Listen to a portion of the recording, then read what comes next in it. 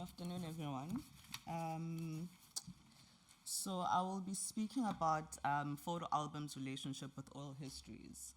And this is basically, I started thinking about this when I was reflecting on a previous body of work of mine, thinking about how the images that I ended up producing were a result of a lot of the oral histories and the stories that I'd collected from my family.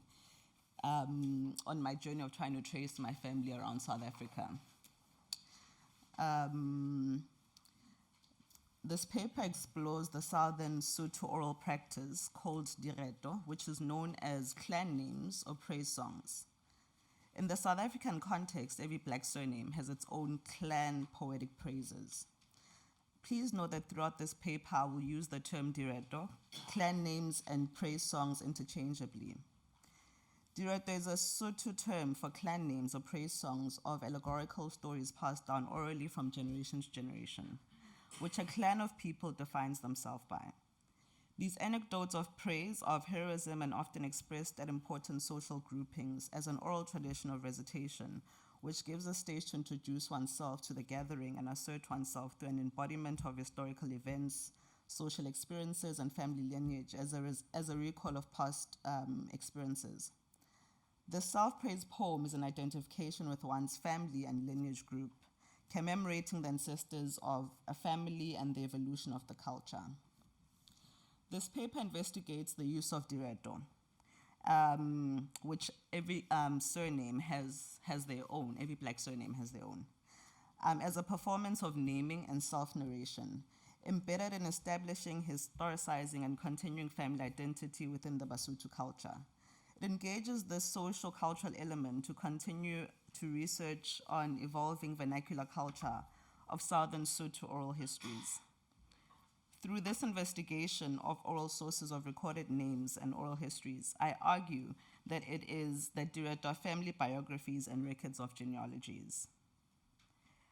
It is a family narrative, and it's about what we call ourselves as a mode of self-narrating, attesting to the narrative of displacement and forced resettlement of the black population because of apartheid laws and land acts. And it's a story of intertwined familial, national, and cultural histories in Southern Africa. Therefore, the political uses of naming and individual self-production as it resonates to South Africa's racialized history is central in the discussion of oral histories. In particular, I focus on a translation of oral into photography. By exploring how family biographies affirm notions of intimacy, I study histories of naming among African people, focusing on its formulation in the Basotho people, which is the clan that I belong to. The paper explores how the performance of self in relation to others, being family and larger collective identity, functions to formulate subjectivities.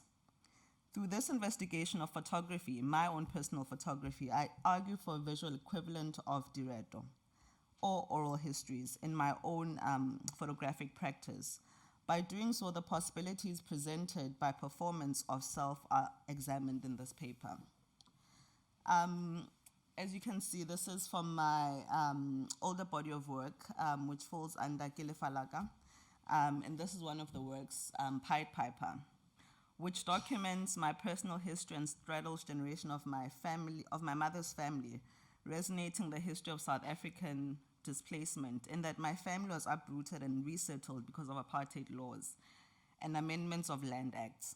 The narrative chronicled by my mother of my family moving and creating temporary homes in different locations during the apartheid era was a result of dislocation, and land disposition of black South Africans, which had a direct impact on the identity of my family. The resulting fragments of the name are embodied in the multiple versions of the name, starting with how it is said, how it is pronounced, and finally how it is spelled, as either Kganye, Kganye, Kganye, and Kganyile, as an attempt to identify with the different social and physical spaces where my family lived, or because of negligence in the recording of names by the civil registrar at the South African Department of Home Affairs. So these images of the figures in the front are from my photo albums, my family photo albums that I collected while visiting the different family members in the country.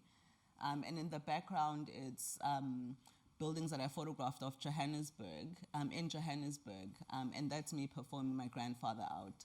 And as I'm reading, I think it will become clearer why I embodied my grandfather.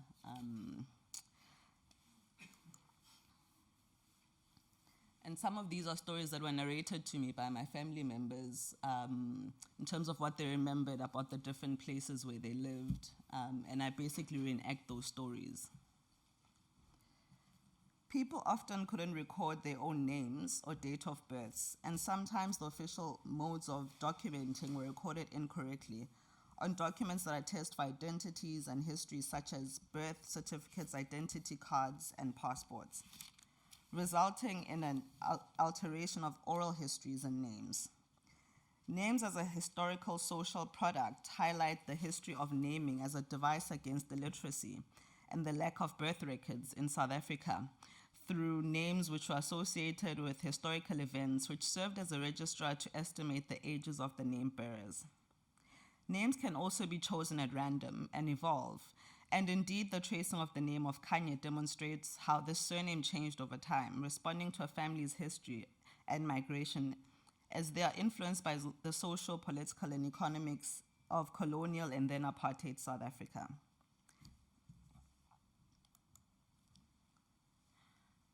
My research into oral histories began with investigating the origins of my family name, Kganye, which means light. In the artwork Mohlokomedi wa Tora, which is a life-size cardboard cutout installation, is a visual and a metaphorical interpretation for the different strands of the name, Kganye, as a photographic chronology that presents the family, my family, as a pictorial biography. Each side of the installation speaks to the breakage and the light as a new extension to the root of the name, and the audience may enter the installation at one of the 4 passages. The inlets are the 4 strands or groupings of the Kganye name. So this is a life-size, so this was my first installation that I did, I think 2018. And as I just mentioned, that people could enter this installation at all of these 4 passages, and all the different sides, the different scenes were stories that were narrated to me that I then imagined and then created these scenes. And all of them speak to the different ways in which my surname is spelled. So it's spelled in 4 different ways. So all of these 4 stories are basically linked to the different ways in which the surname is spelled. The Sotho word Torah, taken from the title of my work, Mohlokomedi wa Tora being this work, means lighthouse. The tower referred to is not a conventional lighthouse. It is, in fact, a table edited with a spinning light feature in perpetual motion, creating the feeling of an inverse zoetrope, and creates images non-stop. So this light basically rotates, and as people are walking into the installation, it creates shadows of them onto the different sides of the wall. Creating the feeling of an inverse zoetrope and recreates images non-stop through casting low light, long shadows. So when one is standing in the installation, they become giants. The lighthouse uses a torch-like vision to look out with panoptic vision, mimicking a photocopying machine light as it scans its surrounding, smoothly bathing its warm light onto the intruding audience, which is also the cardboard cutouts of photocopied and enlarged images. The table is modest in size, yet it boasts years of intimate dinners, evoking and recalling Vincent van Gogh's Potato Eaters of 1885 due to the warm lights emanating from the makeshift lighthouse. The historical link with these works is that they reflect the same underclass at opposite ends of the geographical hierarchy, captured at moments of sharing unassuming meals around limited light. The word Mohlokomedi, again taken from the title, suggests an individual's vocation of caretaking and tending to the light by polishing surfaces like the stoops in the township, stoops meaning verandas, referencing my grandmother who worked as a maid since she was a young girl until her retirement. My grandfather was the first person in the Kganye family to move from Diplasing, which means homelands, in the Orange Free State, which then goes back to the first image of me embodying my grandfather. So he was the first person to move to the city in Transvaal to find work because he didn't want to be a farm laborer like the rest of the family. The work speaks the process of migration and of course touches the subject of genealogy, which transformed family structures and networks in around and around Southern Africa. People are often motivated in chasing light and getting away from the shadows of poverty and simultaneously becoming shadows themselves. This paper argues that the recitation of Direto, or clan names, or praise songs, is a form of life writing through enacted stories, through an embodiment of self-knowledge, and that storytelling is narrative constructions of identity and not just self-narration, but rather performance of self or selves that is central to identity formation. During this recitation I speak of, there are augmentations, omissions, and improvisations by clan members. The recitation relies on both one's recollection and the recollection of others by allowing others to participate in the recitation and fill in various details about the clan history. And these insertions relate both to memory and imaginations and a collective invention. The recitation of clan names as a narrative of praise also invokes, according to me, the memory of ancestors as a testament of family identity. Julian Wolfrey, in Victorian Hauntings, states, and I quote, "To tell a story is always to invoke ghosts, to open a space through which something other returns. Therefore, ghosts return via narrative and come back again and again, across centuries every time a tale is unfolded." Close quote. Therefore, I argue that the embodiment or retelling of oral histories is both an interaction with dead ancestors. In this case, I reference it to Direto, is an interaction with dead ancestors which provides a passage between the dead and the living through the recitation and through these stories that guard against loss of collective identities and relationships with this ancestry.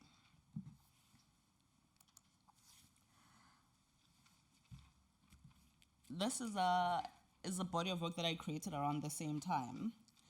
So it was a few years after my mother had passed away. And I basically found a lot of her clothes in the house, and then I could identify through the help of my grandmother some of the locations where she'd been photographed. The idea of the ghost started to emerge in my photographic work.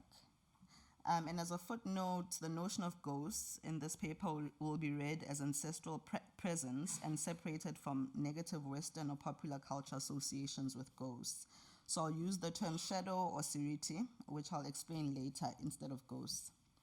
But the idea of the ghost started to emerge in my photographic works, such as this work, Katupisiaka Epink, like a presence that isn't, of which Roland Barthes speaks about in Camera Lucida. In Spectres of Mask, philosopher Jacques Derrida describes a ghost as a temporal spectra that is neither present nor absent because of its multitudinous manifestations and coexistence in a time-space between past and presence, and coined this phenomena hauntology. I superimpose my shadow onto my mother's photographs, which begs the question whether I'm the phantom of my late mother, by becoming her shadow in the photographs, appearing and disappearing through layering the past and the present into a single moment where she continues to live on through these mirror images.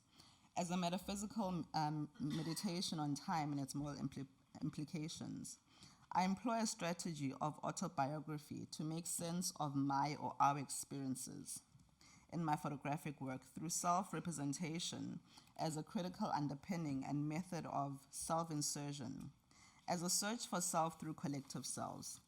This presents the autobiographical as a modality of not just self-representation, but also self-inspection.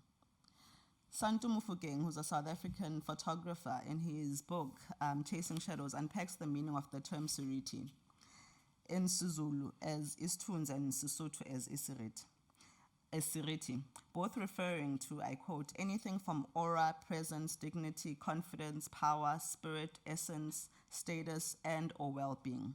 Therefore, having a good or bad siriti or isithunzi depends on the caprice of enemies, witches, relatives, both dead and living, close quote. I use the phenomenon of hauntology to explore the manifestations of siriti, being shadow, but in the Sotho sense, because it seems to explain it in a better way or in a more complicated way. In the process of grief.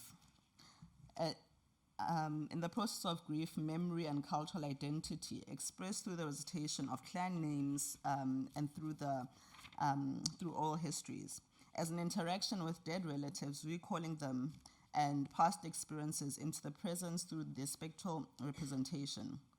I postulate on what purpose the appearance of an ancestral spirit or an ancestral presence serves, and I use the term spirit as a metaphor to explore spectral presences and transition, existing in a duality of time, by reflecting on Derrida's suggestions that phantoms serve as links to the past. In Derrida's The Work of Mourning, he discusses the loss of self that takes place when you lose someone you love, a double loss. For my argument, I consider the death of the person who bears the name, by exploring how our names survive us and come to represent us when we don't see the dead anymore, but we speak their names in their place. I argue that the recitation of clan names is a performance of self-continuity of ancestors, and the reciter is a witness to an ancestral presence. I consider Sesotho practices such as Dielano, which is the naming of a child. It's not the image I wanted. Okay. I consider Sesotho practices such as Dielano, so that's an image of me on my first birthday with my mother. I consider Sesotho practices such as Dielano, which is the naming of a child after their grandparent or great-grandparent, to preserve clan names within each family, honoring ancestral forces. I argue that the practice of naming a child after this predecessor keeps the spirit of the deceased alive and situates their spirit in the presence, as this ancestral relationship gives guidance and direction to the group through the individual adorned with the name. The discussion also suggests that naming a child after a grandparent is an act of mourning both the deceased and the bearer of the new name in advance. As I end off, personal storytelling is a personal and interactive process as a critical methodology for reworking trauma. Through the genre of personal autobiography to interweave life narrative with discourses of personal testimony. Our grandparents transmitted the stories of injustices they suffered in then apartheid South Africa through storytelling, songs, and poems as vehicles for reworking trauma. I thus argue Direto as collective and cultural memory through the passing down of ancestral narratives to the generation after, which only remembers through stories transmitted to them. This is an analysis of fictive narratives and theoretic narrative analysis that deal with orality and spectrality, both fleeting phenomenon. Through the use of autobiography as a mode of exploration of Direto, oral practices, further captured in my artistic practice, the paper considers Direto and photography as personal autobiography and representations that attempt at capturing that which is fluid and cannot be totally captured. So as I end off, I'm going to play a short video, which is my interpretation of bringing in oral stories or oral histories into the photo album and reimagining the photo album.